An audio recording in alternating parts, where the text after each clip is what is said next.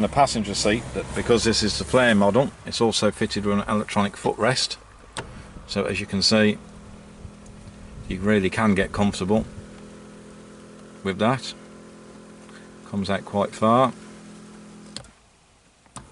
One thing I would say is for it to retract completely, you find that you have to have the passenger seat in its highest position. Every seat can move, so obviously it's a very flexible cabin, as you can see. There is a recline function by simply pulling this here, so you can adjust the backrest on each seat. Let's show you how simple it is to get the extra seats up. So as you can see, we can pull this flap here, that reveals the seat, and then we simply find this strap here, quick pull of the strap, locks into place, pop the headrest up. We have some space we can use under the seat now the seat is up, and then we simply fold the cover back. So if we do the same again with this seat, pull the flap back, as so, engage the seat, pop the headrest up if you wish. It's a good time to mention that it's under this seat that you can fill up the AdBlue. If you think that the AdBlue has to be done more often than the service intervals, at least it's in a more convenient place. So we'll now show you how to get into the third row seats. If we come round to the rear door, we simply pull this handle, and if you watch, the seat base lifts and it slides forward. Very easy access to the rear seats.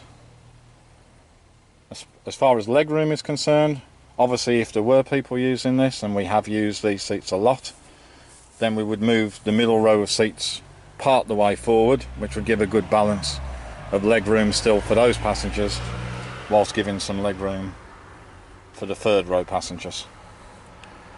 But very easy to gain access. Very good system.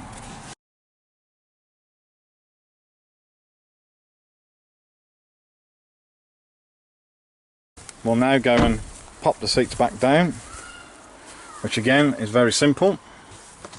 Move the flap, make sure the headrest is down, find the red tag here, give it a pull and it flattens. Replace the boards, and as you'll see it automatically flattens the seat belt holder as well, which is useful. So again, we'll lower the headrest, move the flap, pull the tag, and the seat is folded. Now I'm going to show you how you can fold the seats to increase the luggage capacity. There's a couple of options to do this. One option is to use these red tags at the back of the seats, but first we need to drop the headrest down. I'm going to do it with the two seats because obviously we have a child seat in one of them, so we're not going to do that one today. So we reach for this red tag, pull that, and as you can see the seat drops. We'll do the same for the middle one, but as you can see the seats have dropped.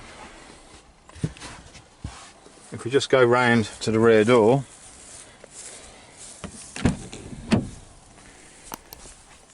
if you want a properly flat floor, we just simply move that switch, and as you can see Citroen have supplied